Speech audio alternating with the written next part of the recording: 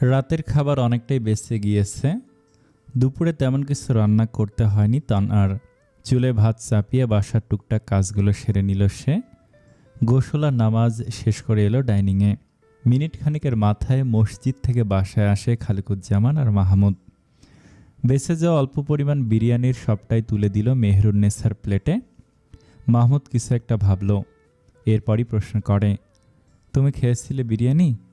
সকালে তো খেতে দেখলাম না। মাহমুদের দিকে তাকিয়ে তনা ফিসেল হাসল। কিঞ্চিত বিদ্রূপের স্বরে বলে, এত দামি মাংস আর এত দামের চাল দিয়ে রান্না করা বিরিয়ানি আমার গলা দিয়ে নামবে না। কি হয়েছে তনা? খালিকুজ্জামানের প্রশ্নে দীর্ঘশ্বাস ছাড়ল সে। গতকাল বাজার করার সময় গরুর মাংসের সাথে খাসির মাংস এনেছিলাম। রাতে আর রান্না করিনি, আজকের জন্য রেখে দিয়েছিলাম। তনার গলা ধরে আসে। তাকালো সে মেহেরুন্নেসার দিকে। আম্মা, আমার বাবা না থাকতে পারে, তবে আমার একটা বড় ভাই আছে যে যথেষ্ট উপার্জন করে। আমার মা মুখ দিয়ে কিছু বলার আগে ভাই এনে হাজির করে। আমার মা আপনার ছেলের ইনকাম বা আপনার বাসার রান্না খাওয়ার জন্য বসে নেই। ভাত ঘুম দিয়েছে মাহমুদ। তনা পাশে এসে বসতে মাহমুদ চোখ মেলে তাকায়। রাত থেকে মাথায় ঘুরতে থাকা একটা প্রশ্ন ঠোঁটের কাছে এসে আমতা আমতা শুরু করে। কিছু বলবে তুমি? মানে আসলে একটা প্রশ্ন, একটু আগের ঘটনা নাকি অন্য কিছু? মাহমুদ ভনিতা করে না, সহজ সরল স্বাভাবিক গলায় প্রশ্ন করে। আপা তোমায় এসে এত কথা শোনালো, অপমান করলো, উল্টো তুমি আপাসহ সবাইকে সমাদর করলে কেন? উপলব্ধি করাতে। অনেকটা হেয়ালি করে জবাব দেয় তনা। মাহমুদ বুঝে উঠতে পারল না তনার কথা। জিজ্ঞাসু দৃষ্টিতে তাকালো। পাতলা কম্বলটা বুক অবধি টেনে নেয় তনা। মাহমুদের কাজ ঘেঁষল আরও একটু। এক হাত জড়িয়ে বাহুতে মাথা রেখে ফিরতি প্রশ্ন করল, তোমার বোনদের আর কোনো ভাই আছে? বা আব্বা আম্মার পরে তাদের এখানে একটু আশ্রয় পাওয়ার আর কোনো জায়গা আছে? মাহমুদ অসম্মতি জানিয়ে মাথায় নাড়ে। আপা বুঝদার মানুষ, অনেক কিছুই দেখেছে সয়েছে। আমি আমার কর্মের মাধ্যমে শুধু এতটুকু উপলব্ধি করাতে চেয়েছি, এমন চলতে থাকলে এই যে ইচ্ছার সম্মান আর সমাদর করছি তা হয়তো আর পাবে না। নিজ হাতে সেই জায়গাটুকু তার নষ্ট করছে। উপলব্ধি করতে পারল কই? উপলব্ধি করতে পারলেই বেশ, নয়তো এপার ওপার দুই পারি শেষ। বিয়েবাড়ির আনন্দে চারপাশ সরগরম। অতিথিদের আনাগোনা আর হৈহুল্লোড়ে জমজমাট হয়ে উঠেছে পুরো বাড়ি। বরপক্ষের লোকজন একের পর এক এসে ভিড় জমাচ্ছে। তবে এই আনন্দের মধ্যেও নাজমা বেগমের মুখে চিন্তার ছাপ স্পষ্ট। বরযাত্রীর সংখ্যা ৩০০ হওয়ার কথা থাকলেও এসে গেছে ৫০০-র বেশি। নিজেদের আত্মীয় স্বজন তো আছেই। খাবারে ঘাটতি পড়েছে, এই ঘাটতি মেটানো এখন তার সবচেয়ে বড় দুশ্চিন্তা। এভাবে অতিথিদের অভ্যর্থনায় অপমানিত হওয়ার ভয় তার মাথায় যেন বাজ পড়ার মতো নেমে এসেছে। শঙ্কায় হাত মুঠো করে বসে আছেন তিনি। মাথায় ঘুরছে শুধু একটাই প্রশ্ন, কিভাবে সামলাবেন এই পরিস্থিতি? আম্মা, সব কিছু এখন কিভাবে সামলাবো? এত মানুষ। তপুর কথা শুনে তিনি যেন ভেতর থেকে ভেঙে পড়লেন। কপালের ভাঁজ গভীর হলো। চোখের কোণে উদ্বেগের ছাপ স্পষ্ট হয়ে উঠল। চিন্তার ভারে যেন তার সমগ্র অস্তিত্বই ভারী হয়ে উঠল। কাঁধের ওপর এক অদৃশ্য বোঝার চাপ যেন ক্রমশ বাড়তে লাগল। তার মুখের রং ধীরে ধীরে বিবর্ণ হয়ে এলো, যেন শরীর থেকে সমস্ত রক্ত সরে গেছে। ঠোঁট শুকিয়ে এলো, চোখের দৃষ্টি অন্যমনস্ক। আমার উপর সমস্ত দায়িত্ব চেপে দিয়ে তোর বাবা শান্তিতে ঘুমিয়ে আছে কবরে। বেঁচে থাকলে আমার কাছে অবধি এই দুশ্চিন্তা আসতেই দিতেন না। বলতে বলতে চোখে জল নেমে আসে নাজমা বেগমের। তপুর ভেতরটা হু হু করে ওঠে। দায়িত্ববান বড় ভাই আর ছেলে হিসেবে সবটা কিভাবে সামলাবে, সেই চিন্তার ভাঁজে নিয়ে পড়ে সে। ঢাকাতে হলে কোনো সমস্যা ছিল না। কমিউনিটি সেন্টারের লোকজন ম্যানেজ করে নিত কোনো রেস্টুরেন্ট থেকে। গ্রামের বাড়ি, এখানে তো তেমন কোনো ব্যবস্থাও নেই। এজন্যই বলেছিলাম ঢাকাতে সমস্ত আয়োজন করতে। কেমন অসহায়ের মতো তাকালেন নাজমা বেগম। কাতর স্বরে বললেন, তোর চাচা ফুপুরা কি আমায় কথা ছেড়ে বলতো? এমনিতেই বলে তাদের ভাইকে শহরে নিয়ে গিয়ে আলাদা করে ফেলেছি। এখন ভাই নেই, তাই তার সন্তানদেরকেও দূরে সরিয়ে দিচ্ছি। আমার আর বাপের বাড়ির মানুষদের দোষের তো শেষ নেই, কিন্তু বিপদের সময় বাপের বাড়ির মানুষ ছাড়া কাউকে পাশে পাই না। আর দেখিস, একটু পর খাবার কম হওয়ার জন্য কথা শুনতে হবে। তার কণ্ঠে অসত্যের চেয়ে ক্ষোভই ছিল বেশি। আম্মা, নাজমা বেগম তাকাতেই তপু ইতস্তত করে, আমতা আমতা করে জানায়, সদরে আমার বন্ধুর মামার একটা রেস্টুরেন্ট আছে, বড় সড়ো আর ভালোই চলে। তোমায় না জানিয়ে আমি একটা কাজ করে ফেলেছি। কি কাজ? আমি আমার 2 বন্ধুকে সেখানে পাঠিয়েছি। ওর মামা বলেছে লিস্ট অনুযায়ী খাবার কম থাকলে অন্য জায়গা থেকে ম্যানেজ করে দিবে। আশেপাশে আরও রেস্টুরেন্ট আছে। টাকা? ছোট মামা তপ্ত শ্বাস ফেলেন তিনি। কতক্ষণ লাগবে? 1 ঘন্টা তো লাগবেই। এতক্ষণ? ঠিক তখনই বাইরে হট্টগোল শোনা গেল। নাজমা বেগম আর তপু দৌড়ে এলো উঠানে। দেখল যা হবার ছিল তাই হয়ে গেছে। কোনোভাবে বরপক্ষের কানে চলে গেছে খাবার ঘাটতির কথা। 1 কথা 2 কথা থেকে বরপক্ষ কনেপক্ষের কয়েকজন তর্কে জড়িয়েছে। কেউ চড়া গলায় বলল, ফকির নাকি, মেয়ে দিবে অথচ কিপটামি। ছেলে পক্ষকে সমাদর করতে না পারলে মেয়ে বিয়ে দিতে চায় কেন? ওপাশ থেকে জবাব এলো, আপনারাই তো 300 জন আসার কথা বলে হাত মতো গোষ্ঠী শুদ্ধ এনেছেন কেন? জীবনে ভালো মন্দ খাননি? আগেই বলে দিতেন, তাহলে পুরো গোষ্ঠীর জন্য আয়োজন করে রাখতাম। কথা লড়াই ক্রমেই তীব্র হচ্ছে। বরপক্ষের একজন রাগে বলল, ছেলে বিয়ে করতে এসেছি, অপমানিত হতে নয়। তবু উত্তেজনা কাটছে না, পাশাপাশি ফিসফাস চলছে। কেউ বিরক্ত মুখে পাশ কাটিয়ে যাচ্ছে। দূরে কুকুর ঘেউ ঘেউ করে উঠল। এই অশান্তির যেন পূর্বাভাস। মানসম্মানের দিকে চেয়ে তপু এগিয়ে যায়, অনুনয় করে, ওদের হয়ে আমি ক্ষমা চাচ্ছি, আপনারা আরেকটু অপেক্ষা করুন, আমরা খাবারের বন্দোবস্ত করে ফেলেছি। ভিড়ের মাঝে কোথা থেকে ছুটে আসলেন মেহেরুন্নেসা।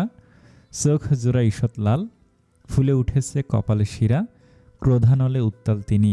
হুঙ্কার দিয়ে ওঠেন, আমরা হাভাতে, আমরা গোষ্ঠীশুদ্ধ এসেছি, এত বড় অপমান আমাদের, আমার বাপের বাড়ির মানুষদের আপ্যায়ন করার সামর্থ্য আপনাদের নেই? আগে বললেই পারতেন, আমরা টাকা পাঠিয়ে দিতাম। বাপের বাড়িতে আমার মান সম্মান সব শেষ হয়ে গেল।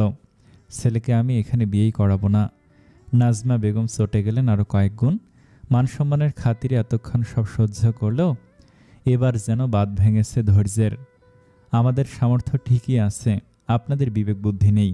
নিজের ভুল স্বীকার করতে শিখুন। তনার ছোট মাও ছুটে এলো।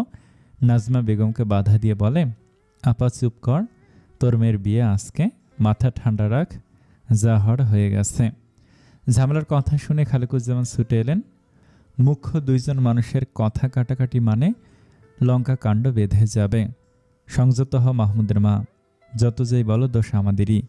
আমরা এতজন মানুষ বাড়তি আসব, এটা আগেই বলা দরকার ছিল। তারপরও তারা চুপচাপ ব্যবস্থা করছে, এটাকে নিয়ে এত কাহিনী করার তো দরকার নেই। তিনি এসে দাঁড়ালেন নাজমা বেগমের সামনে, নতস্বরে বলেন, জানি আপনার জন্য চাপ হয়ে যাচ্ছে, মহিলা মানুষ হয়ে এতটুকু এগিয়ে এনেছেন, এটাই বা কয়জন পারে। সবার হয়ে ক্ষমা চাচ্ছি। হঠাৎ করে ঝামেলা একদম শান্ত হয়ে গিয়েছিল। মিনিট 30-এর মাথায় খাবারের বন্দোবস্ত, আর তার কিছুক্ষণ পরে সম্পূর্ণ হয় বিবাহ। এরপরে একটা কথা বলেনি মেহেরুন্নেসা। মনের চাপা রাগ নিয়ে কেবল সবটা দেখেছেন আর মনে মনে হুঁশেছেন। বিদায়বেলা সবার শেষে তখন তনার মামা তনার হাতটা খালেকুজ্জামানের হাতে দিয়ে বলেন, আমার ভাগ্নিটা এতিম বেয়াই, বাপের বড্ড আদরের ছিল সে। দুলাভাইয়ের মৃত্যুর শোক মেয়েটা এখনও কাটিয়ে উঠতে পারেনি। আপনার হাতে তুলে দিলাম, নিজের মেয়ের মতো করে রাখবেন। আমি বেঁচে আছি তো বেয়াই, আমি বেঁচে থাকতে আপনার মেয়ে আবার এতিম হয় কিভাবে? খালেকুজ্জামানের কথা শুনে দরজার চৌকাঠ থেকে মুখে আঁচল গুজে কেঁদে ওঠেন নাজমা বেগম। মেয়ে বিদায় আশেপাশের অনেক মানুষই দেখতে এসেছে। ফুলে ফুলে সজ্জিত গাড়িটাকে ঘিরে দাঁড়িয়ে আছে সকলে। সেই ভিড় ঠেলেই কোনো একজন গ্রামের প্রবীণ মহিলা বলে ওঠেন, হরুরটা মনে হয় ভালা রে, হরিটা সুবিধার না। পোলার বিয়ার দিন কোন মায়া আইবে, বাপ মারা মাইয়াটারে মনে হয় শান্তি দিত না। হাজারো কোলাহলের মাঝে মেহেরুন্নেসার গানে ঠিকই পৌঁছে যায় কথাখানি। জ্বলন্ত অগ্নি লাভার ন্যায় জ্বলে ওঠেন তিনি। ভিড় ঠেলে কণ্ঠস্বরের মালিককে খুঁজলেন, তবে পেলেন না। বোঝার চেষ্টা চালালেন, কে বলতে পারে, তবু বুঝে উঠতে পারলেন না এত মানুষের ভিড়ে কে হতে পারে। তবে সেই প্রবীণ মহিলার কথায় তিনি অক্ষুণ্ণ রেখেছেন। হাতের ভাতে মারতে পারলেও কথার জাতাকলে পিষ্ট করে চলেছেন প্রতিনিয়ত। সে অপমানের শোধ তুলতে চলেছেন প্রতি মুহূর্তে। আমার বাপের বাড়ির মানুষকে একবেলা খাওয়াতে লুঙ্গি খুলে যায়, তাদের আবার বড় বড় কথা, বড়লোকগিরি দেখাতে আসে আমাকে। সেদিনের কথা কিছু ভুলিনি আমি। কাপড় দিছে কতগুলো ফিনফিনে তেনা, হাবভাবে মনে হয় কোনো নবাবের বেটি। মুনিরার চুলে তেল দিতে দিতে পুরনো কথা মনে করে নিজের সমস্ত রাগ উগলান মেহেরুন্নেসা। বাপ আর ছেলের মাথাটা একেবারে চিবিয়ে খেয়েছে এই মেয়ে। এতগুলো কথা বলল আমাকে, দুজনের একজনও কিছু বলল না। আমি উচিত কিছু বললে ছেলের সাথে বুড়োটাও তেরে আসে, গন্ডারের চামড়া। বিয়ের দিনই তো লাগেনি, আমি হলে বিয়ে না করে উঠে চলে আসতাম, এত অপমান সহ্য করতাম না। এরপর দুঃখী দুঃখী গলায় পুনরায় বলেন, ছেলেটারই বা কী দোষ? আগেই তো আমার ছেলেটাকে হাত করে নিয়েছে। চুলে একটু জোরে টান দিতে আহ করে আর্তনাদ করে ওঠে মুনিরা। আহ আম্মা, আমার চুলের কি দোষ? চুপ থাক। মুনিরা চুপ হয়ে যায়। চুলের তেল দেয়া শেষ হতেই তিনি বলেন, যা দেখে আয় তো তোর ভাই আর তার বউ কি করে। দরজা থেকে মাথায় বের করে উকি দিল কেউ আসছে কিনা দেখার জন্য। সোফায় বসে মাহমুদ ল্যাপটপে কাজ করছে। পানি খাওয়ার বাহানায় মুনিরা ডাইনিংয়ে যায়। ডাইনিং থেকে মাহমুদের রুমের সব কিছু স্পষ্ট দেখা যায়। চোরা চোখে মাহমুদের রুমে নজর বুলায় সে। তনা গভীর নিদ্রায় আচ্ছন্ন, নিঃশব্দে ফিরে আসে মুনিরা। তোমার গুণধর বৌমা আরামসে ঘুমাচ্ছে, আর তোমার ছেলে বসে বসে ল্যাপটপে কাজ করছে। মেহেরুন্নেসা মনে মনে কিছু একটা ভেবে ফোন দিয়ে আটেন। কুটিল হেসে বলেন, ফ্রিজে আতপ চালের গুঁড়ো আছে, সেগুলো বের কর গিয়ে। মুনিরা নাক মুখ কুঁচকে জবাব দেয়, পারবো না আমি। মেহেরুন্নেসা রাগী চোখে তাকাতে মুনিরা মুখ বাঁকিয়ে বিড়বিড় করতে করতে গেল। কাজ করতে করতে আচমকা চোখের সামনে গরম গরম চিতই পিঠা দেখে বেশ অবাক হয় মাহমুদ। খুশিতে চোখ জোড়া চকচক করে ওঠে তার। তনা বানিয়েছে ভেবেই বলে ফেলল, তুমি কি করে বুঝলে তনা? আমার যে খুব করে চিতই পিঠা খেতে মন চেয়েছে। মাথা উঁচিয়ে মেহেরুন্নেসাকে দেখে বিস্মিত হয় সে। সাথে সাথে নীরব হয়ে যায়। ও তুমি?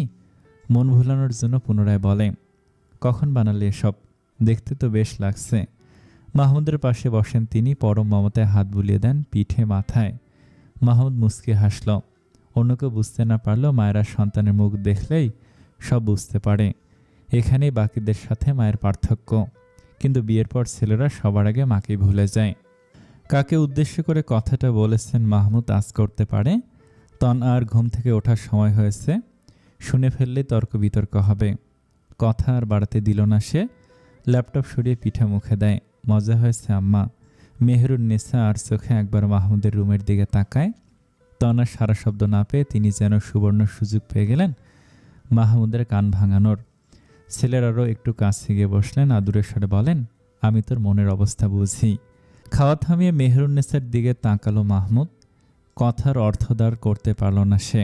আজকাল তোর বউ তোর কথার কোনো দামই দেয় না, যা খুশি তাই করে।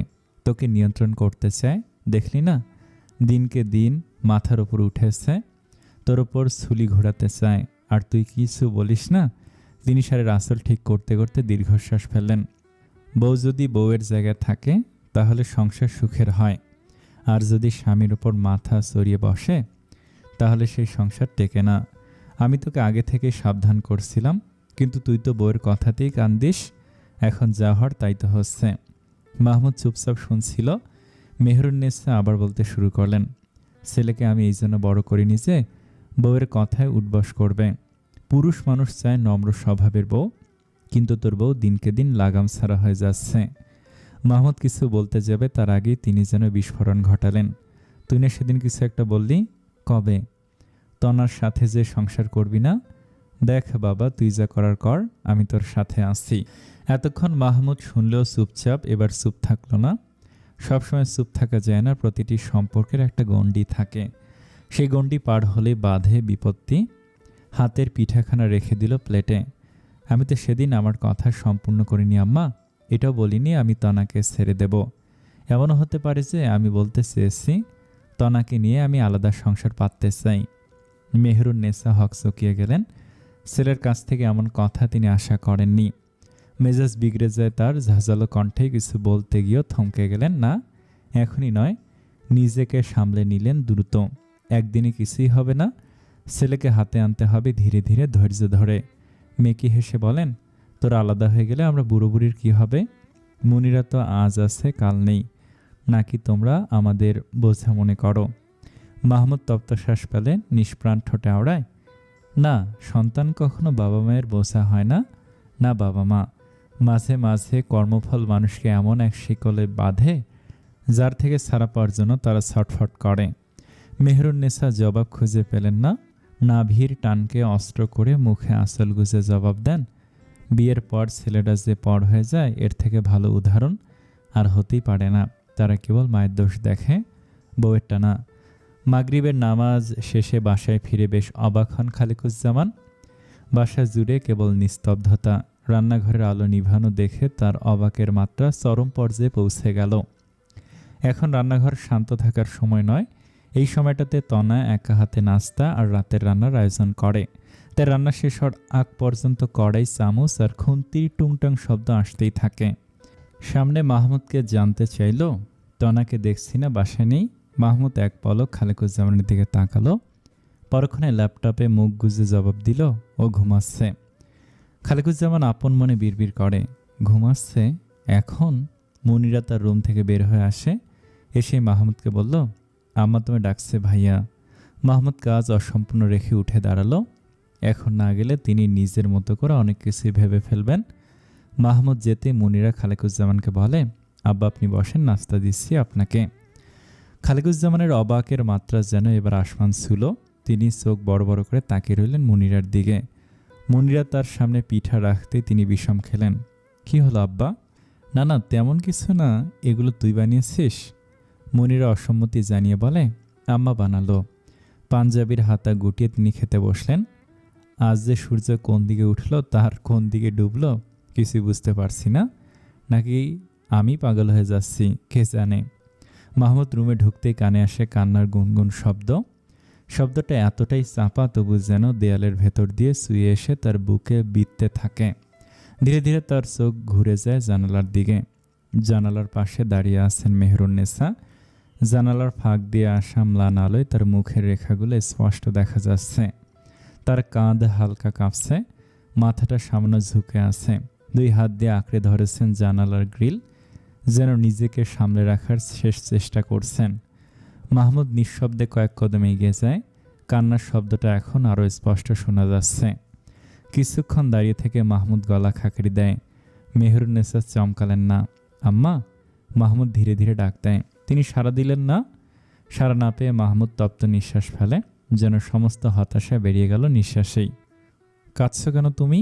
তিনি নাক টেনে মৃদুস্বরে প্রশ্ন করেন। কেন এসেছিস আমার কাছে? বিয়ে করেছিস, মা তো এখন পর, এই পরের কাছে কি দরকার? মুনিরা বলল, তুমি আমায় ডাকছিলে, এসে দেখি তুমি কান্না করছো। কেন আম্মা? ছেলে আর মেয়ের মাঝে এখানেই পার্থক্য।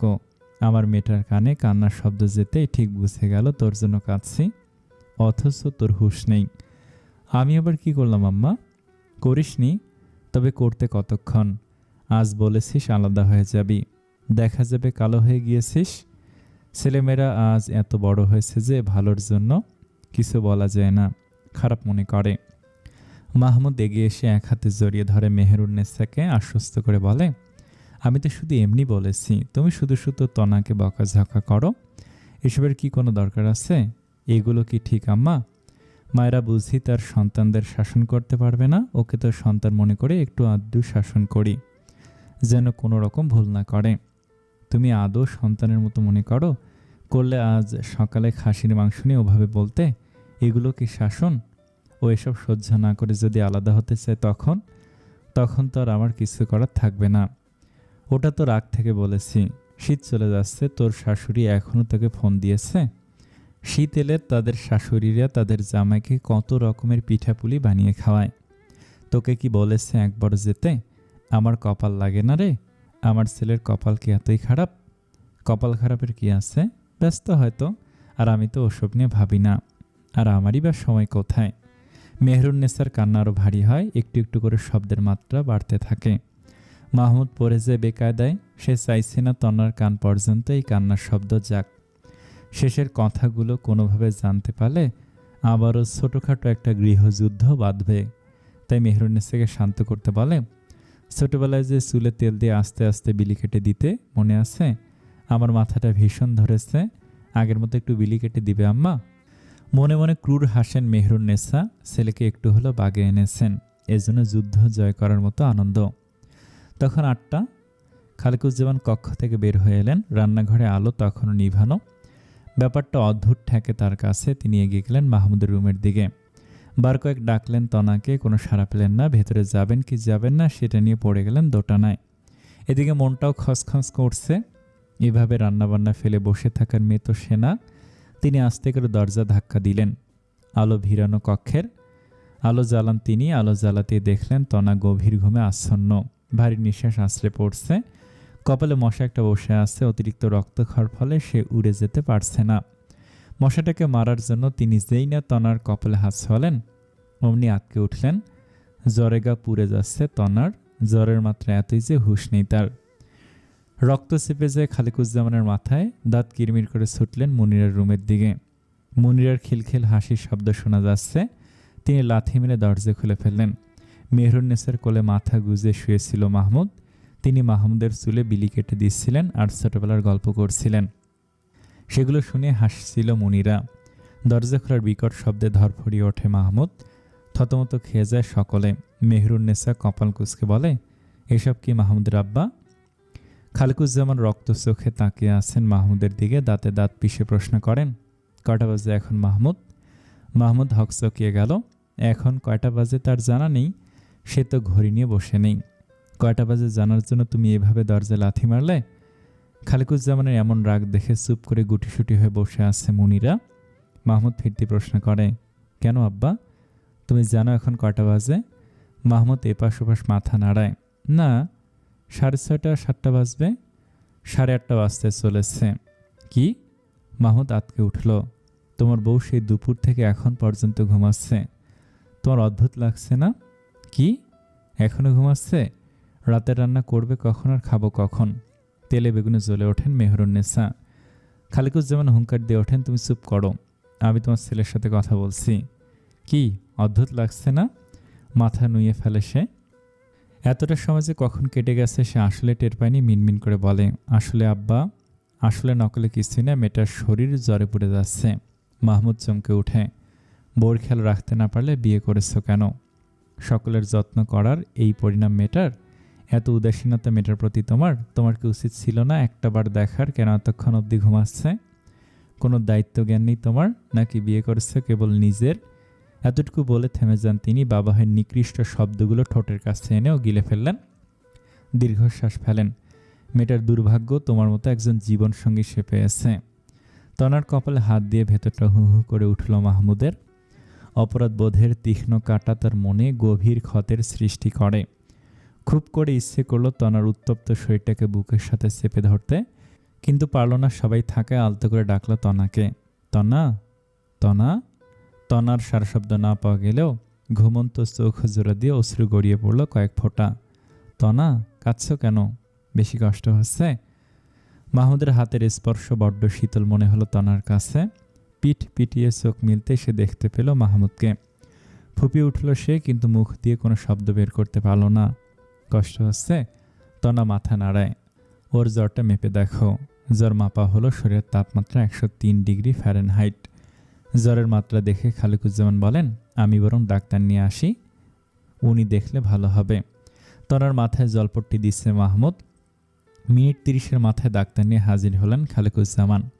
ডাক্তার আবার জ্বর মাপলেন, প্রেশারও মাপলেন। অতিরিক্ত চিন্তিত গলায় বললেন, জ্বর তো অনেক, জলপট্টি দিতে থাকুন, আমি 3 দিনের ওষুধ দিচ্ছি। 3 দিনে জ্বর না কমলে জানাবেন আমাকে। আপাতত ওনাকে কিছু একটা খাইয়ে ওষুধটা খাওয়ান। ডাক্তার চলে গেলেন। তনা দুর্বল চোখে এক পলক সবাইকে দেখল। তনা ভাত খাবে? তনা উত্তর দেওয়ার আগে মেহরুন্নেসা জবাব দেন, ভাত তো নাই। তনা অস্পষ্ট স্বরে জানায়, বাবা ভাত খাবো না। চিতই পিঠা খাবে? সেগুলো তো শেষ। মুনিরা বলতেই তনা বিবর্ণ হাসে। আমি ভাত বসাবো ভাইয়া, ভাত হতে হতে দেরি হয়ে যাবে। ভাত বসাবো ভাইয়া, ভাত হতে হতে দেরি হয়ে যাবে, আমি দোকান থেকে পাউরুটি আর কলা নিয়ে আসি। দীর্ঘশ্বাস ছেড়ে বলেন খালেকুজ্জামান। মাহমুদ এক নাগারে জলপট্টি দিয়ে যাচ্ছে। রাত প্রায় 10:30। তনা ঔষধ খেয়ে ঘুমিয়েছে। শরীরের তাপমাত্রা কমতির দিকে। মাহমুদ খেতে আসলো। আজকের সাদামাটা আয়োজন, ডিম ভাজি, বেগুন ভাজা, ভাত আর পাতলা ডাল। চেয়ার টেনে বসতেই খালেকুজ্জামান জানতে চাইলেন, জ্বরটা কমলো? কমেছে একটু, এখন ঘুমাচ্ছে। বলে ডিম ভাজি দিয়ে ভাতের লোকমাটা যেই না মুখে দিল অমনি মুখটা বিকৃত করে ফেলে সে। কোনো রকম ভাতের দলাটা গিলে নিল। ডিম কে ভাজি করেছে? আমি করেছি। ভাইয়া কেন?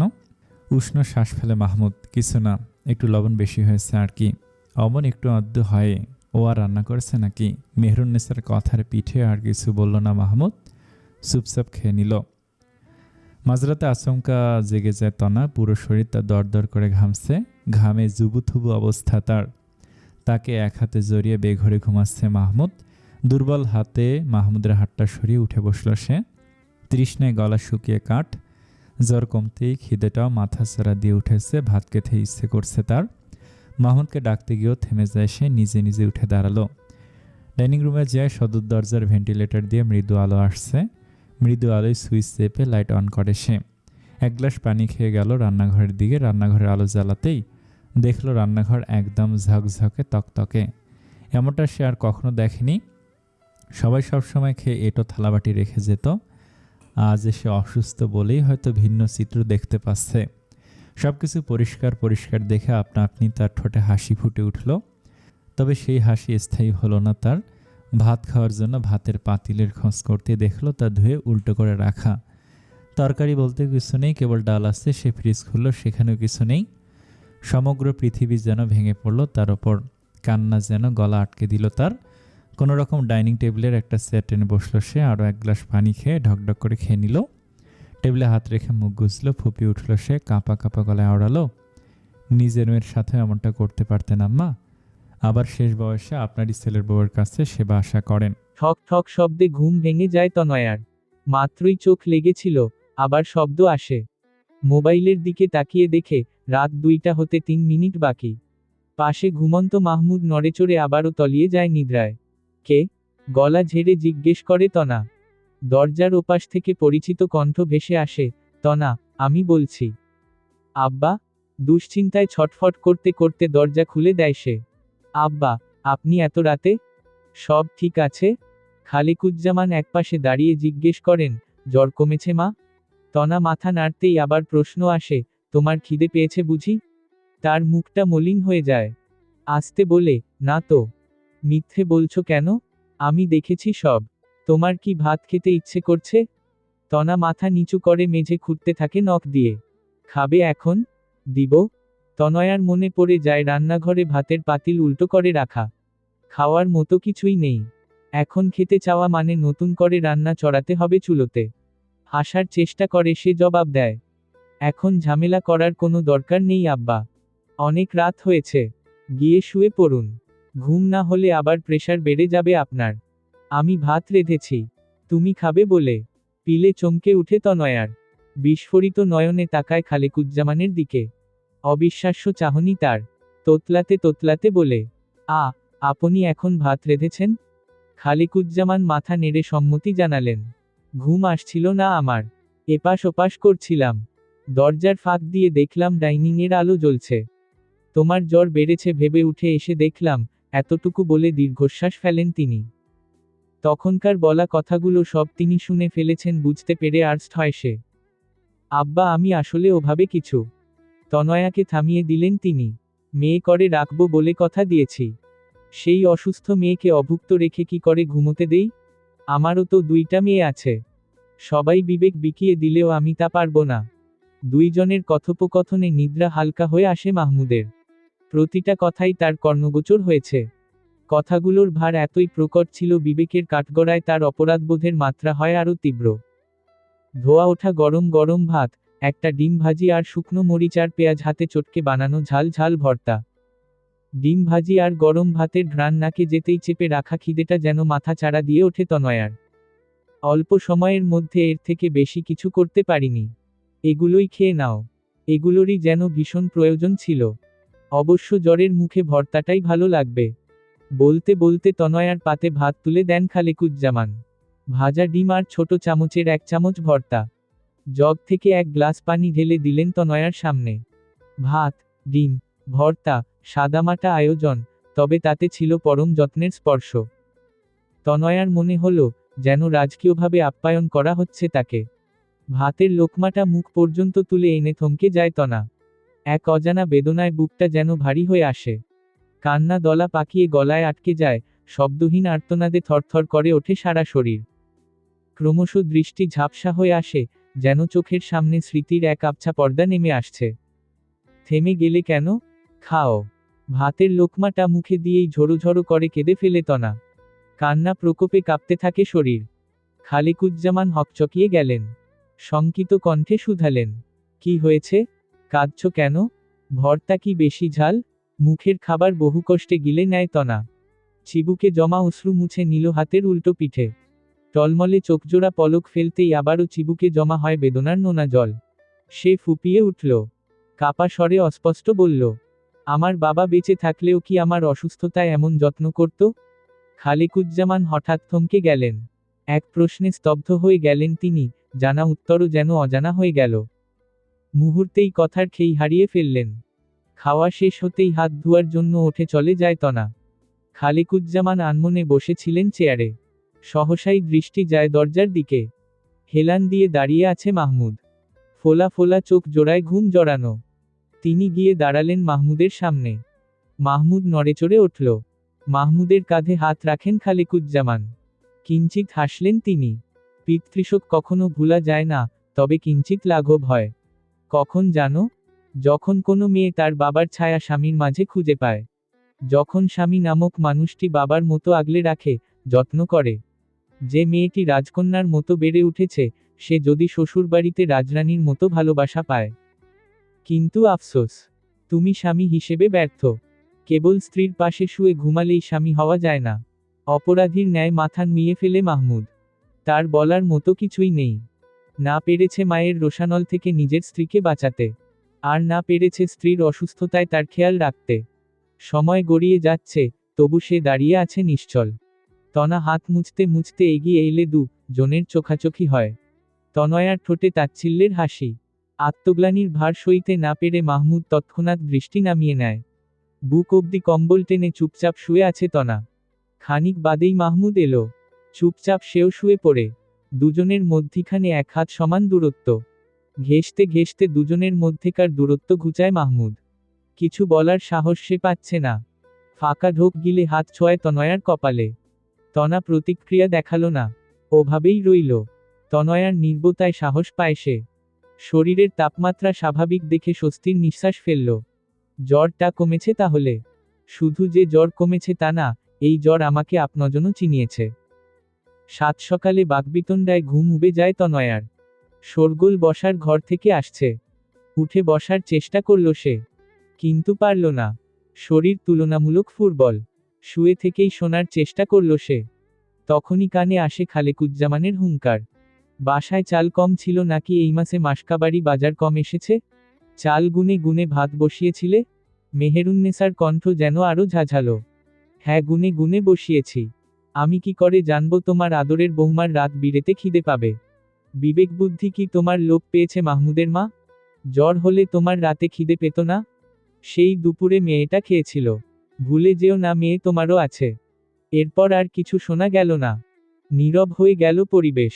তনা দীর্ঘশ্বাস ফেলল। তখনই কানে আসে মাহমুদের গলার স্বর। তুমি এটা ইচ্ছে করে করেছ তাই না আম্মা?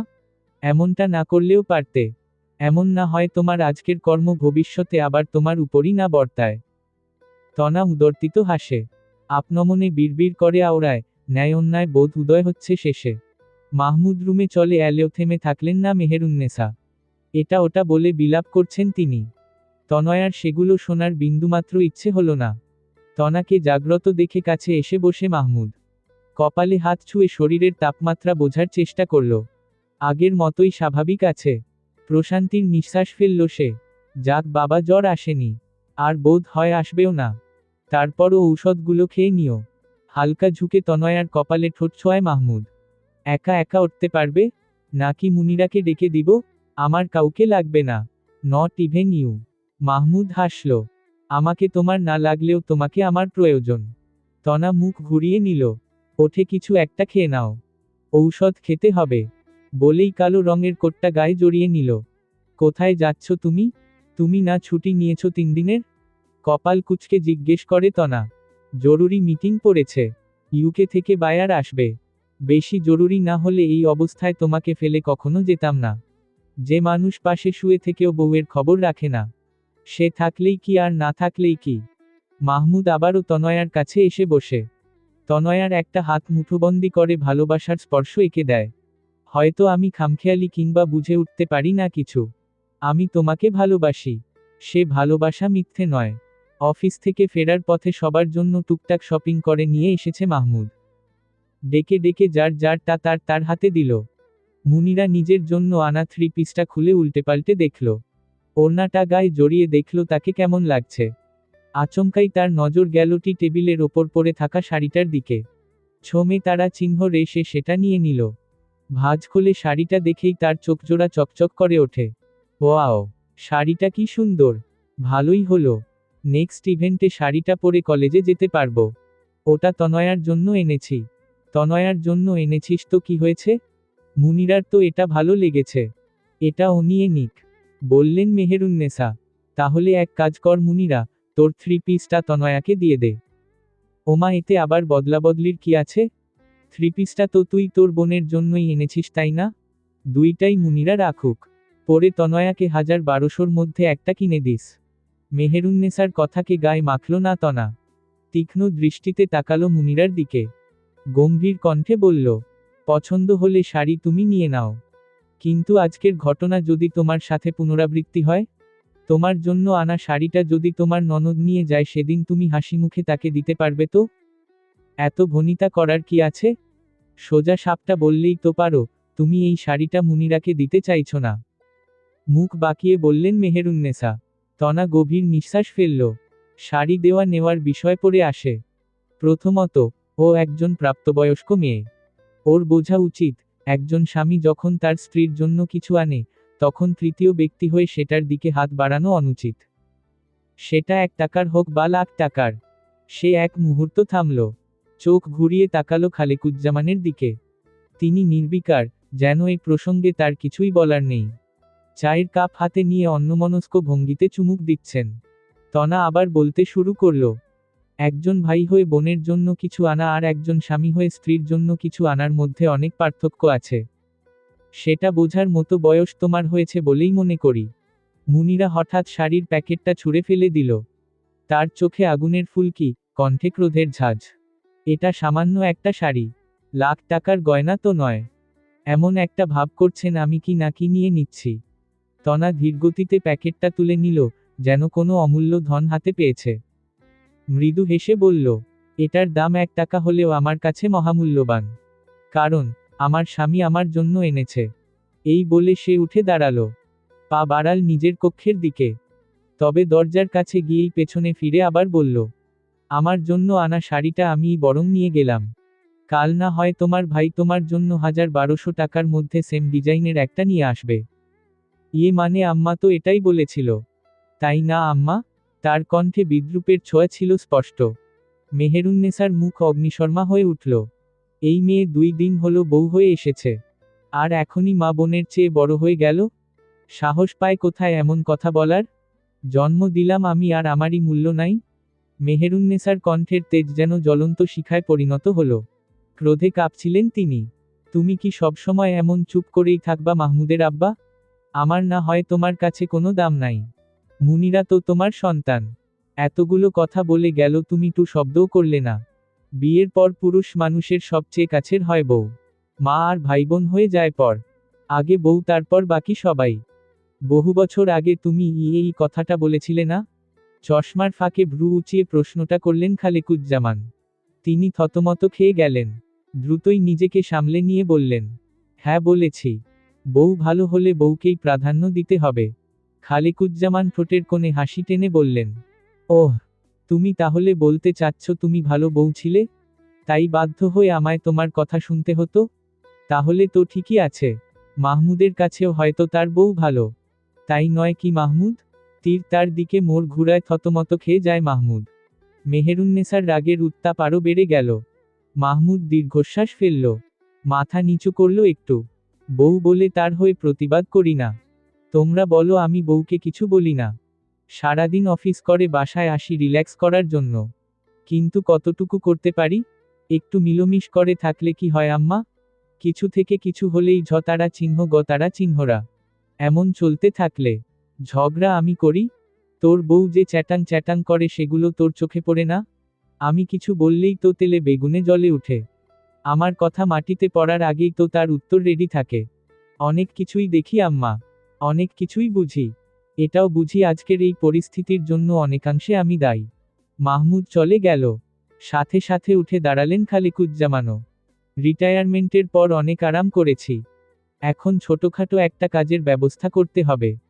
নয়তো কোনো একদিন দেখা যাবে আমার কানের পোকাগুলো কানের ভেতর মতারা চিহ্ন রেই কঙ্কাল হয়ে গিয়েছে, আর আমি কিছুই শুনতে পাচ্ছি না। মাহমুদের আনা শাড়িটা গায়ে জড়িয়ে আয়নার সামনে দাঁড়িয়ে আছে তনা।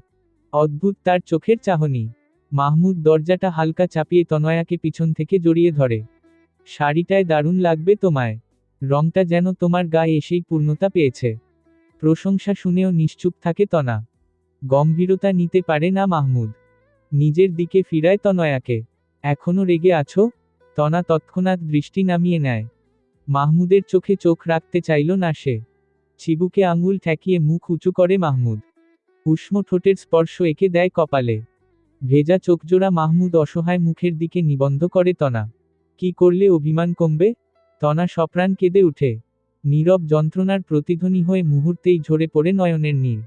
নেতিয়ে পড়ল মাহমুদের বুকে। নোনাজলে ভিজে যায় বুকপকেট। এত কিছুর পরেও কেন অভিমান করে থাকতে পারি না? কেন এই গভীর স্পর্শের কাছে আমার সমস্ত রাগ অভিমান ফিকে যায়? কেন উলটপালট হয়ে যাই আমি? ভালোবাসো যে তাই। বাহুডোরে আবদ্ধ করে বলে মাহমুদ। সহসাই মাহমুদের স্বর নরম হয়ে উঠল। আর জ্বর এসেছিল? তনা অসম্মতি জানাতেই সে পুনরায় জিজ্ঞেস করে। শরীর ফুরবল লাগে? হুম। রান্না করবে কে? মাথা উঁচিয়ে মাহমুদের মুখের দিকে তাকায় তনা। বিদ্রূপের স্বরে জবাব দেয়। আমি ছাড়া আর কে?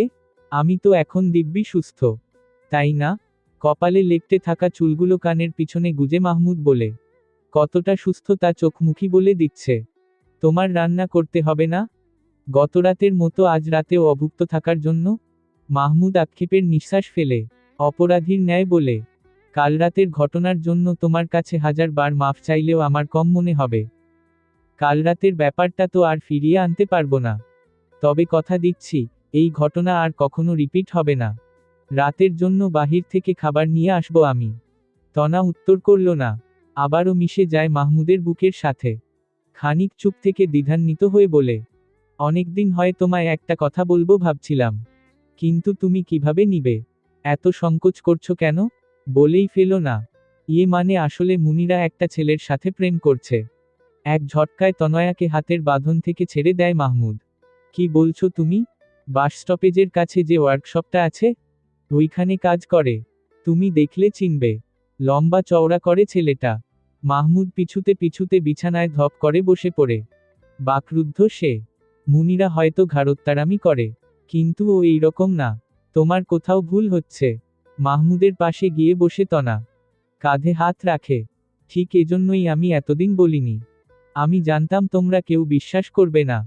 মাহমুদ গভীরভাবে নিঃশ্বাস ফেলল। যেন অন্তরের হতাশা তার শ্বাসে মিশে যাচ্ছে। তাহলে তুমি নিশ্চিত? উপর তলার ভাবি আমায় একদিন বলেছিল, ওদেরকে নাকি পার্কে একসাথে দেখেছে। আমি তেমন আমলে নেয়নি। কিন্তু যেদিন মেসেঞ্জারে ওকে চ্যাট করতে দেখলাম সেদিন আমি অবাক হয়েছি। মাহমুদ একেবারে গম্ভীর হয়ে যায়। তুমিই বলো ওই ছেলের সাথে কি কথা থাকতে পারে? না ওই ছেলে পড়াশোনা করে। করলে হয়তো বুঝতাম পড়াশোনার খাতিরে যোগাযোগ করে। কিন্তু রুচির এতটা অধঃপতন হয়েছে আমার বোনের।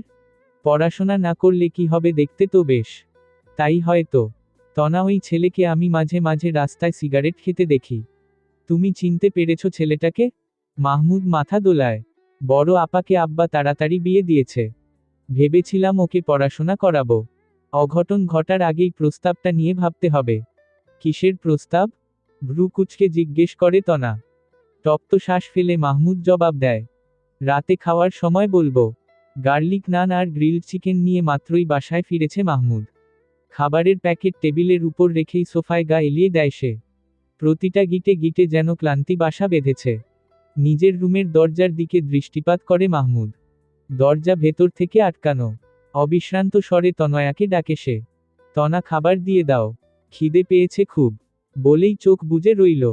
তখনই দরজা খুলে রুম থেকে বের হয় তনা। গিয়ে দাঁড়ায় মাহমুদের সামনে। কারো উপস্থিতি টের পেয়ে চোখ মেলে তাকায় মাহমুদ। শাড়ি পরিহিত তনাকে দেখে চোখ বড় বড় হয়ে যায় তার। আপনা আপনি ঠোঁটের কোণে ফুটে ওঠে এক চিলতে হাসি। কেমন লাগছে আমায়? একদম আমার বউয়ের মতো। তনা ভ্রু কুঁচকে তাকিয়ে ফিক করে হেসে দেয়। ফ্রেশ হয়ে এসো, খাবার দিচ্ছি। প্লেটে প্লেটে খাবার সাজায় তনা। হাত ছেড়ে ডাকলো সবাইকে। মুনিরা খেতে এসো। আব্বা, আম্মা কোথায় আপনারা? খানিক বাদেই সকলে চলে এলো। তনয়ার গায়ে শাড়ি দেখেই মুখ বাঁকান মেহেরুন্নেসা। ঢং দেখলে বাঁচি না। পিছনে দাঁড়িয়ে ছিল মুনিরা। ফিসফিস করে বলল, আম্মা দেখলে তোমার বউয়ের কাণ্ড? আমি শাড়িটা চেয়েছি বলেই শাড়িটা আজই পরেছে। সবই দেখছি। চুপ থাক, সুযোগে থাবা দিব। একমনে খাচ্ছে সবাই। খাওয়া প্রায় শেষের দিকে। নীরবতা ভাঙে মাহমুদ। তোর কয়টা পরীক্ষা শেষ হলো মুনিরা? 4টা। বাকি আছে আর কয়টা? 3টা। কেমন হচ্ছে পরীক্ষা? ভালো। ভালো হলেই ভালো। আব্বা একটা কথা ছিল। কি কথা? আমার পাশের ডেস্কে যে ছেলেটা বসে তাকে আপনার মনে আছে না? ওই যে শ্যামলা করে ছেলেটা? কি যেন নাম, শামীম নাকি? খাওয়া থামিয়ে জিজ্ঞেস করেন খালেকুজ্জামান। হুম। কেন, কি হয়েছে? তার পরিবার মুনিরাকে ছেলের বউ করতে চেয়েছে। গলায় খাবার আটকে যায় মুনিরার। খোকখোক করে কাশতে শুরু করে সে। তনা তড়িঘড়ি করে গ্লাস এগিয়ে দিল তাকে। কবে? জানতে চাইলেন খালেকুজ্জামান। প্রস্তাব অনেক আগেই দিয়েছে। মুনিরার পড়াশোনার কথা ভেবে এগুইনি। তবে এখন বিয়েটা নিয়ে ভাবতে হবে। ছেলেও যেহেতু ভালো, হাতছাড়া করতে চাইছি না। আবার আমার পরিচিত। তোমার কাছে ভালো লাগলে এগুতে পারো। তবে একটু ভালো করে খোঁজ খবর নাও। দুজনের কথার মাঝে বিস্ফোরণ ঘটায় মুনিরা। আমি বিয়ে করব না। কেন?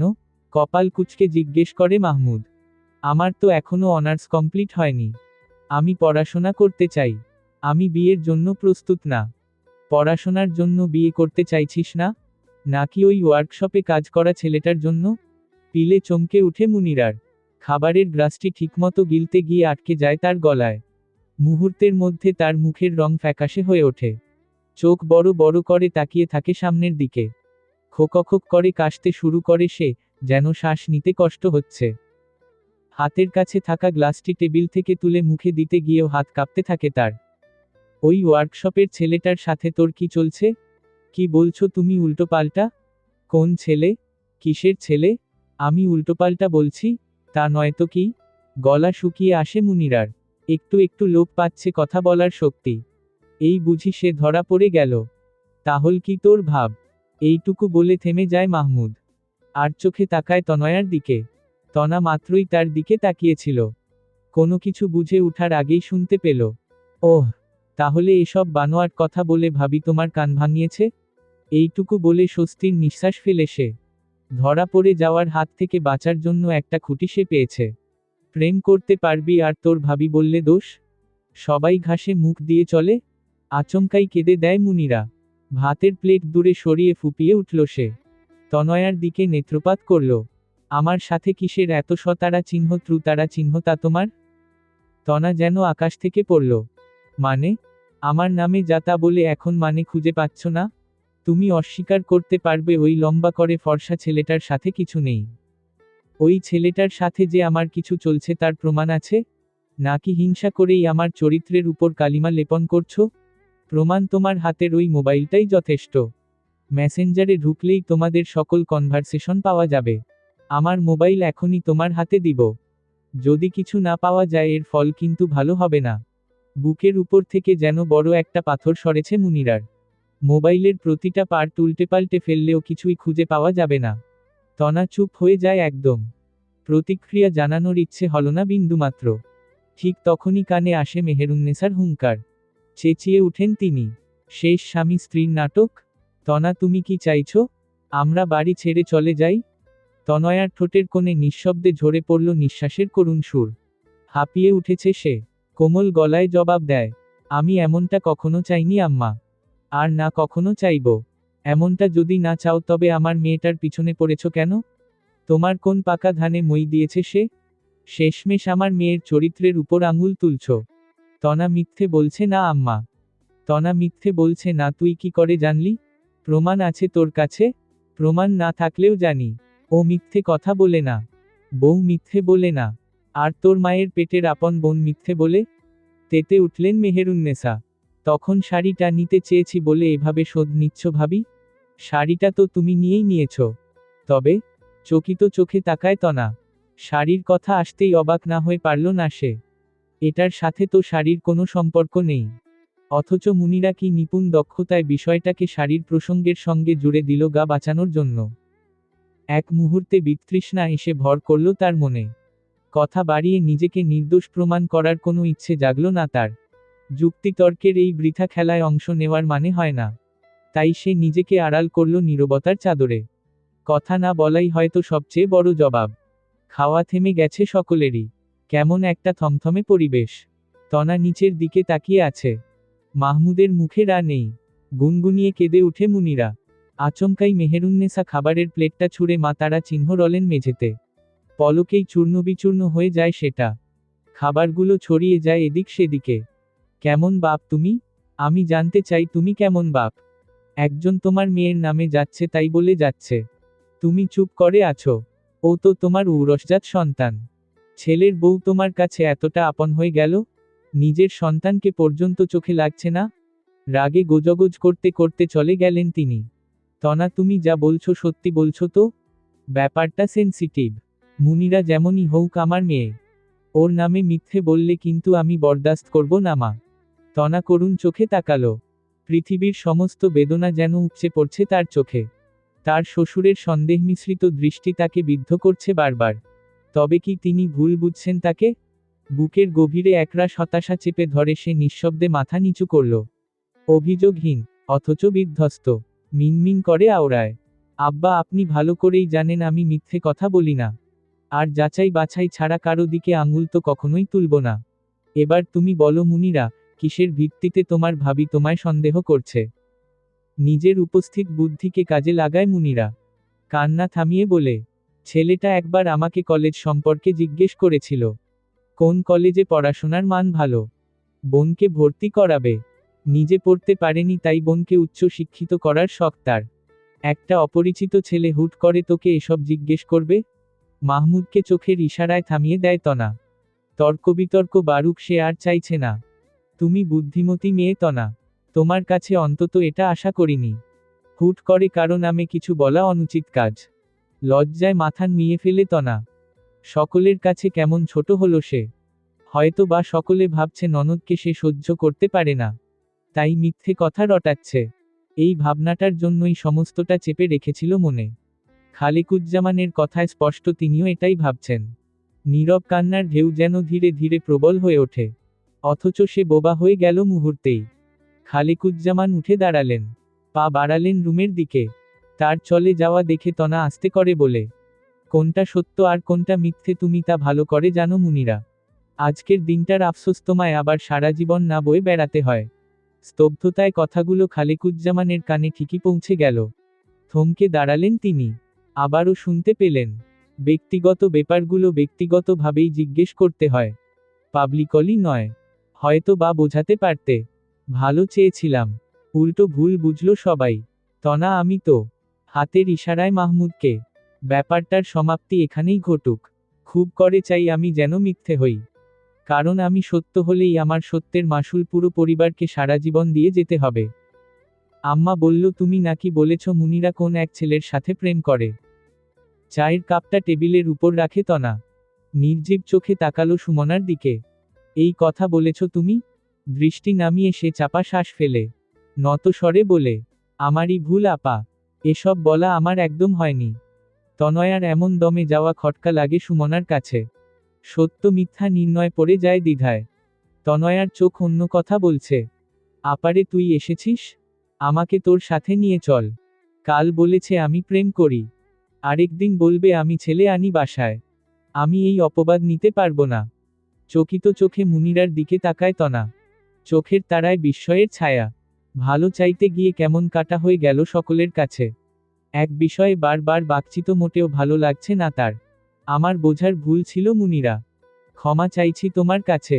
বেঁচে থাকতে এমন ভুল আর হবে না। তনয়াকে নত হতে দেখে পৈশাচিক আনন্দ পায় মুনিরা। তার পিছে লাগার শোধ এত তাড়াতাড়ি নিতে পারবে স্বপ্নেও ভাবেনি সে। তবে সেই আনন্দ বেশিক্ষণ স্থায়ী হলো না মাহমুদের কথায়। তাহলে ভালোই হলো। আমার কলিগের সাথে বিয়ের ব্যাপারটা নিয়ে নিশ্চিন্তে এগোনো যাবে। এখনই বিয়ে করতে প্রস্তুত নয় মুনিরা। নিজের পড়াশোনা শেষ করতে চায় সে। মাহমুদ পুনরায় বিয়ের কথা তুলতেই সে রেগেমেগে দরজা আটকে রুমে বসে রইল। দরজার কড়া নাড়ে সুমনা। প্রথমবারে সাড়া দিলেও দ্বিতীয়বারে সাড়া দেয় সে। আপা, তুই ভাইয়াকে বুঝা। আমি এখনই বিয়ে করব না। আমি আরো পড়াশোনা করতে চাই। ভাইয়াকে বল ওর বউয়ের কথা শুনে আমাকে জোর না করতে। তুই আগে দরজা খোল। তোর সাথে আমার দরকারি কথা আছে। কেঁদেকুটে একাকার মুনিরা। ফোলা ফোলা চোখ আর নাকের ডগা লাল। ফুপিয়ে উঠছে বাদে বাদে। দরজা খুলেই লুটিয়ে পড়ে সুমনার বুকে। আপা, আমি এখন বিয়ে করতে চাই না। পড়তে চাই আমি। মুনিরাকে টেনে নিয়ে খাটের ওপর বসায় সুমনা। আদর করে চোখের পানি মুছে দেয় সে। বর্বন মানেই মায়ের আরেকটা ছায়া। ছেলেটা সম্পর্কে মাহমুদ আমায় বলেছে, কোনো বাজে অভ্যাস নেই। প্রতিষ্ঠিত ছেলে। ভালো জায়গায় উঁচু পোস্টে কর্মরত আছে। সব সময় কি এত ভালো সম্বন্ধ পাওয়া যায়? আমি বিয়ে করব না। ভাবি আমায় সহ্য করতে পারে না। তাই তো খারাপ কথা রটিয়ে আমায় বিদায় করতে চাইছে। ভাবি ওর মাথাটা পুরো খেয়ে ফেলেছে। তনা তো বলল ও ভুল করেছে। ক্ষমাও চাইল। তাহলে?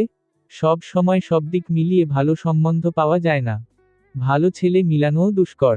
তুই আমার হয়ে ওদের কিছু বলতে এসেছিস নাকি ওদের হয়ে ওকালতি করতে এসেছিস?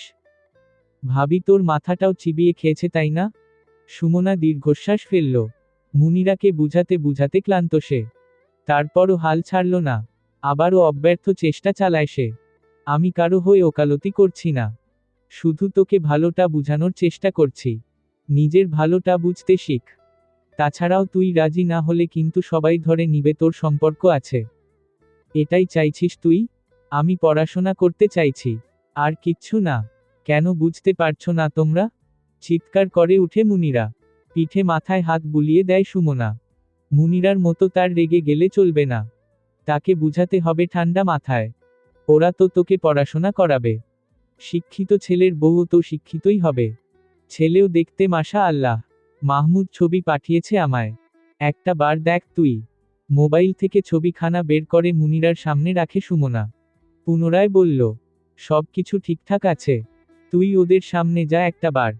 তোর ভালো না লাগলে আমি নিজে সমস্তটা সামলাবো। আর তাছাড়াও পাত্রপক্ষের সামনে গেলেই কি বিয়ে হয়ে যায়? সকলের চাপের মুখে শেষ পর্যন্ত রাজি হয় মুনিরা।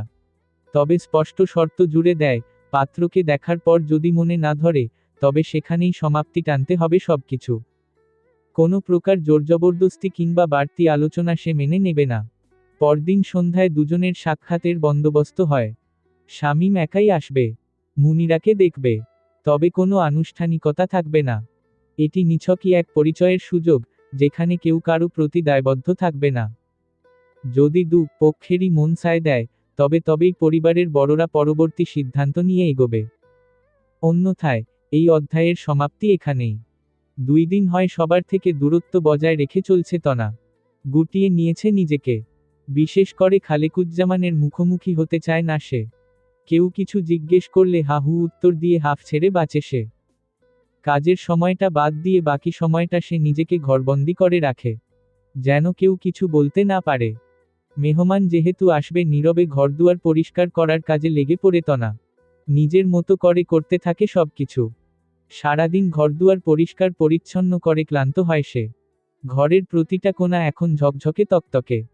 একা হাতে সবকিছু করতে গিয়ে সারাদিনে দুদণ্ড জিরোবার ফুরসত পায়নি সে।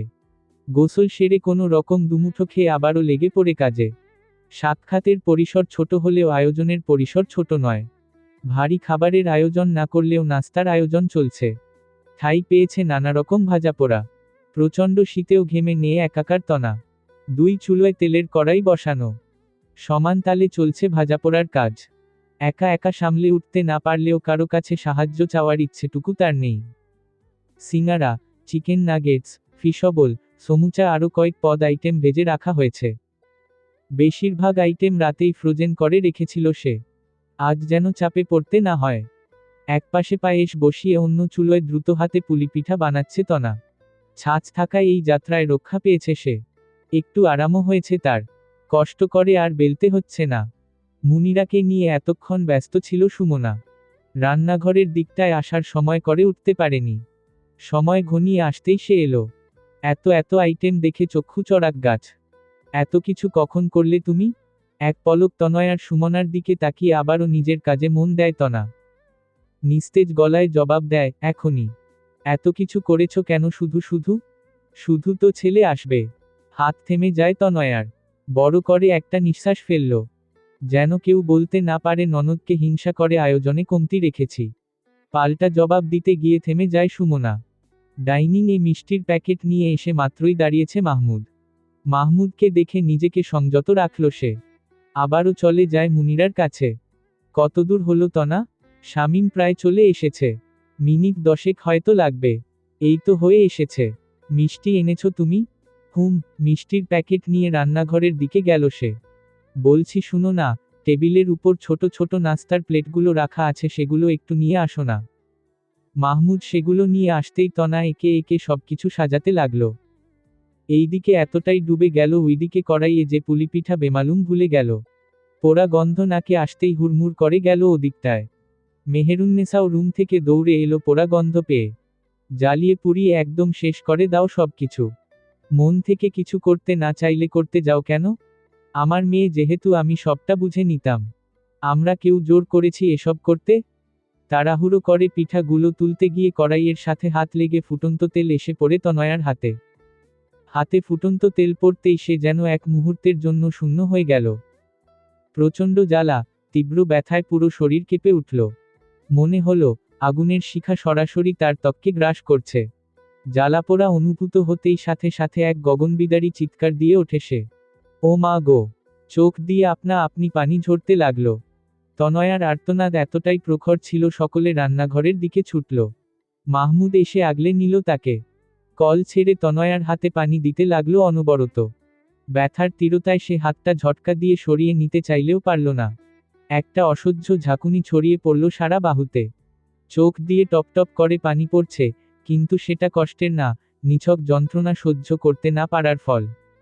গরম তেলের দাহ এখনো চামড়ার গভীরে ছড়িয়ে যাচ্ছে, যেন কেউ ধারালো কিছু দিয়ে টানতে টানতে খুঁচিয়ে দিচ্ছে পোড়া অংশটুকু। মাহমুদের ঠান্ডা পানি দিয়ে ব্যথা কিছুটা কমানোর চেষ্টা করলেও ক্ষতস্থান যেন জ্বলজ্বল করে জ্বলে উঠছে আরও বেশি। হাতের চামড়া লাল হয়ে ফুলে উঠছে ধীরে ধীরে। তনা ফুপিয়ে ফুপিয়ে কাঁদছে, তবুও চিৎকার চেপে রাখতে পারছে না। শব্দগুলো কাপা কাপা হয়ে বের হচ্ছে। উফ! সহ্য করতে পারছি না। টুথপেস্ট লাগিয়ে দে তাড়াতাড়ি। জ্বালা পোড়া কমবে।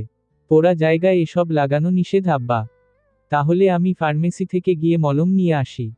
পোড়া জায়গায় বেশ যত্ন নিয়ে মলম দিয়ে দিচ্ছে মাহমুদ। কাঁদতে কাঁদতে তনয়ার চোখমুখ ফুলে উঠেছে। ক্ষতস্থানে যখনই আঙুলের স্পর্শ লাগছে তনা তখনই আর্তনাদ করে উঠছে। ভালো হয়ে যাবে মা, কেঁদো না। এত তাড়াহুড়োর কি আছে? দেরি হলে হতো। এখন যে কষ্ট পাচ্ছ। কলিং বেল বেজে ওঠে। তনা কাতরাতে কাতরাতে বলে, তিনি বোধ হয় চলে এসেছেন। তোমরা আপ্যায়নের ব্যবস্থা করে ফেলো। সকলের মন নরম হলেও মেহেরুন্নেসার মন নরম হলো না তনয়ার অবস্থা দেখে। মুখ ভেঙচান তিনি। বিড়বিড় করে আওড়ালেন, আর যেন কোনো কাজে হাত দিতে না হয়, তাই তো এসব নাটক। সবই বুঝি। বয়স তো আর হাওয়ায় বাড়েনি। কথাখানি স্পষ্ট সকলেই শুনতে পেল। সুমনা অবাক চোখে তার মায়ের দিকে তাকালো। এতটা পাষণ্ড হতে তার মাকে সে কখনো দেখেনি। তনয়ার তখনকার বলা কথার মর্মার্থ সে এখন বুঝতে পারল। যে রাগ সে মনে চাপা দিয়েছিল সে রাগ রূপ নেয় সহানুভূতিতে। খালিকুজ্জামান চোখ গরম করে তাকালেন মেহেরুন্নেসার দিকে। চাপা স্বরে ধমকে উঠলেন তিনি। মেয়েটার হাত পুড়ে গেল কতখানি। এসব তোমার নাটক মনে হয়? একটু মানুষ হও। মানুষের মতো আচরণ করো। মেহেরুন্নেসার কথায় মনটা বিষিয়ে ওঠে তনয়ার। হাতের যন্ত্রণার থেকেও কথার আঘাতের যন্ত্রণা যেন প্রবল হয়ে উঠল। ক্ষতের দিকে চেয়ে আপনমনে বলে উঠে, হাত সুন্দর রাখতে গেলে ভালো বউ হওয়া যায় না। ভালো বউ হতে গেলে হাতের নমনীয়তা থাকে না। আমি আমার ক্যারিয়ার বিসর্জন দিলাম। হাতের নমনীয়তাও হারালাম। তারপরও ভালো বউ হতে পারলাম না। ঝলসে যাওয়া হাত নিয়েই ওঠে চলে যায় তনা। বিষাক্ত মানুষগুলোর সাথে থেকে মনের যন্ত্রণা বাড়ানোর বিন্দুমাত্র ইচ্ছে তার নেই। হাতের যন্ত্রণা কিছুক্ষণ পরেই সেরে যাবে, কিন্তু মনের যন্ত্রণার ভার বয়ে বেড়াতে হবে আজীবন। ভালো সন্তান হতে গিয়ে ভালো স্বামী হতে পারলাম না। বউয়ের চোখে তো অপরাধী, নিজের চোখেও নিজে অপরাধী আমি। আমি যে স্বয়ং আল্লাহর কাঠগড়ার আসামি। বউয়ের কথায় ওঠবস করা মানুষ তুই। ভালো স্বামীদের তালিকা করলে তো 1 নম্বরে তোর নাম থাকবে। কথা পিঠে বাড়ায় না মাহমুদ। পুনরায় কলিং বেল বাজতেই সে সদর দরজার দিকে এগিয়ে গেল। তোমার সমস্যা কি জানো আম্মা? সময় এবং পরিস্থিতি কিছুই তুমি বুঝতে চাও না। বেখাপ্পা একটা বলে বসো। সারাদিন মেয়েটার খাটুনির পর তোমার এই কথাগুলো বলা সেজেছে তনয়াকে? খেয়েছে। তোর মাথাটাও চিবিয়ে খেয়েছে। সুমনা চোখ রাঙানি দেয়। চাপা স্বরে ধমকে উঠল সে। বাজে বকা বন্ধ করে আপ্যায়নের ব্যবস্থা করো। ব্যবস্থা তো করতে হবেই। একজন তো আপ্যায়ন করতে হবে বলে হাত পুড়িয়ে বসে আছে। সবই বুঝি। চুলে তো এমনি পাক ধরেনি। সুমনা আরও কিছু বলবে তার আগেই দরজা খুলে দেয় মাহমুদ। সেই শব্দে দুজনেই দ্রুত পায়ে ভেতরে চলে গেল। এখনই হাতে হাতে সবটা গুছিয়ে ফেলতে হবে, নয়তো সামলাতে পারবে না। তোমার কথা ভীষণ মনে পড়ছে আম্মা। ফোসকা পড়া হাতের দিকে চেয়ে কথাখানি বলে তনা। কানে তার মোবাইল ঠেকানো। চোখ দিয়ে অঝোর ধারা বইছে। গলায় ভারী কষ্টের সুর। হাতের ফোসকা ব্যথায় জ্বলে ওঠে। জলার তীরতায় চোখ কুঁচকে বন্ধ করে নেয় সে। ভেসে আসে ফোনের ওপাশ থেকে পরিচিত স্নেহমাখা কণ্ঠস্বর। হাতের বেশখানিকটা জায়গায় তো তেল পড়েছে রে মা। তনা নীরব থাকে। নাজমা বেগম পুনরায় বলেন, টা দিন এসে থেকে জানা। সেই যে গেলি আর এলি না। যাব মা যাব। কতদিন হয়ে গেল তোমার কোলে মাথা রেখে ঘুমাই না। তোমার কাছে গিয়ে একটু শান্তির ঘুম ঘুমাতে চাই। দরজা ঠেলে রুমে ঢুকে মাহমুদ। তনাকে কাঁদতে দেখে দ্রুত পায়ে এগিয়ে এলো। কান্না করছো কেন? হাত বেশি জ্বলছে? মাহমুদ হাতটা ধরতে গেলে তনা হাত সরিয়ে ফেলে। তখনই টান পড়ে হাতে। ব্যথায় চোখ মুখ কুঁচকে ফেলল সে। পরে কথা বলবো মা। এখন রাখছি। মায়ের সাথে কথা বলছিলে? যার সাথেই সেটা তোমাকে বলার প্রয়োজন মনে করছি না। মাহমুদ চুপসে যায় একদম। মলিন হয় তার মুখ। রাগ করেছ নাকি অভিমান? মাহমুদের দিকে তাকিয়ে তাচ্ছিল্য হাসে তনা। যার প্রতি অনুভূতি থাকে মানুষ তার উপরই রাগ আর অভিমান করে। তোমার প্রতি আমার সমস্ত অনুভূতি আজ মৃতপ্রায়। তাই কিছু বলতে পারছি না। মাহমুদ চমকে উঠে। হতবাক দৃষ্টিতে তাকিয়ে থাকে তনয়ার চোখের দিকে। সেই চেনা চোখজোড়া আজ যেন একেবারে শূন্য। কোনো প্রেম নেই। কোনো আবেগ নেই। এক নিঃসঙ্গ সাগরের মতো গভীর, অথচ অনুভূতিহীন। একসময় যে চোখের ঝলক তার হৃদয় কাঁপিয়ে দিত, আজ সেখানে শুধুই শীতল নির্লিপ্ততা। মাহমুদের ভেতরটা কেমন যেন হিমশীতল হয়ে আসে। এতটা শূন্যতা কি সত্যিই সম্ভব? এর জন্য কি কেবল সে দায়ী? কতগুলো প্রশ্ন তার মাথায় ঘুরপাক খায়। ভালোবাসা বুঝি ধীরে ধীরে ঘৃণায় রূপ নিচ্ছে? সেই প্রশ্নটা আমাকে না করে বরং নিজের বিবেককেই করো না। মাহমুদ তপ্ত শ্বাস ফেলে। বিবেকের কাঠগড়ায় ফাতারা চিহ্ন সিতারা চিহ্নর আসামি আমি। বিবেককে প্রশ্ন করার সাহস আমার নেই। মাহমুদ আমি না হাঁপিয়ে উঠেছি। যে বিশ্বাস আর ভরসা নিয়ে তোমার হাতটা আমি ধরেছিলাম, সে বিশ্বাসের মর্যাদা তুমি রাখতে পারোনি। রক্ষা করতে পারোনি সম্পর্কের সমতা। কারণে অকারণে কেউ না কেউ আমায় হেনস্থা করেছে। মানসিক অত্যাচার করেছে। সেই রোষানল থেকে আমায় বাঁচাতে পারোনি তুমি। মাহমুদের মাথা নিচু হয়ে যায়। একরাশ হতাশা আর অপরাধবোধ যেন ওকে চেপে ধরে। কথাগুলো এখনো কানে বাজছে। বুকের ভেতর গভীর এক শূন্যতা সৃষ্টি করছে। সে বুঝতে পারে, তার কোনো কথা বা ব্যাখ্যাই এই মুহূর্তে অর্থহীন। অনুশোচনার ভারে নুয়ে পড়া মাহমুদকে দেখে ভীষণ মায়া হয় তনয়ার। এই মানুষটাকে সে ভালোবাসে। ভীষণ ভালোবাসে। এই ভালোবাসার জেরেই চুপচাপ থাকে সে। অভিমান একটু হালকা হতেই প্রসঙ্গ বদলাতে চায় তনা। পাত্র কি চলে গিয়েছে? এপাশ ওপাশ মাথা দুলায় মাহমুদ। মুনিরার সাথে আলাদা কথা বলছে। ওহ, তোমার কথা জিজ্ঞেস করছিল। বলে দিয়েছি তুমি অসুস্থ। ওহ। এরপর মাহমুদ আপনি বলতে থাকে। শামীমের বাবা মা উমরা করতে যাবেন। যদি ওদের দুজনের অসম্মতি না থাকে আমরাও সবকিছু ঠিকঠাক পাই হয়তো উমরাহতে যাওয়ার আগেই আকদ করে যাবেন। সেখান থেকে ফিরে এসে ধীরে সুস্থে রিসিপশন হবে। এই প্রসঙ্গে তনা কথা বলল না। কি থেকে কি বলে ফেলবে আর কে শুনে নিবে পড়ে বাঁধবে লঙ্কাকাণ্ড। এর থেকে ভালো চুপ থাকা। আব্বা যে মলমটা নিয়ে এসেছেন সেটা দিয়ে দেই? তার প্রয়োজন নেই। আমি দিয়েছি। তবুও একটু দিয়ে দেই? মাহমুদের চোখে চোখ রাখে তনা। এই চোখে অনুশোচনা, প্রেম আর আবেগ থাকলেও নেই প্রতিবাদের ভাষা। চার দেয়ালের ভেতরে যে প্রেমটুকু দেখাও, চার দেয়ালের বাইরে প্রথম থেকেই যদি একটু প্রতিবাদ করতে, তবে আজকের এই পরিস্থিতি তৈরি হতো না। হয়তোবা। মাহমুদ মলম নিয়ে এলো। মানা করা সত্ত্বেও বেশ যত্ন করে আলতো হাতে ফোস্কা পড়া জায়গায় লাগিয়ে দেয়। মায়ের দোয়া যেভাবে ঝড়ের গতিতে কবুল হয়, বদদোয়াও তেমন। আম্মা একটু অন্যরকম। ভেবেছিলাম প্রথম প্রথম তাই হয়তো তোমাকে মেনে আম্মার কষ্ট হচ্ছে, তাই বকাঝকা করে। একটু সময় দিলে সব ঠিক হয়ে যাবে, তোমার প্রতি মায়া জন্মাবে। সেই মুহূর্তে প্রতিবাদ থাক, সামান্য কিছু বললেও হয়তো আরো ঘেটে যাবে সবকিছু। তোমার প্রতি বিরূপ একটা। আমি টা দিন একটু মায়ের কাছে যেতে চাই। মাহমুদকে থামিয়ে কথাখানি বলে তনা। মাহমুদের এই এক অজুহাত বারবার শুনতে শুনতে ভীষণ ক্লান্ত সে। যেও তবে হাতখানা ভালো হওয়ার পরে। কেন?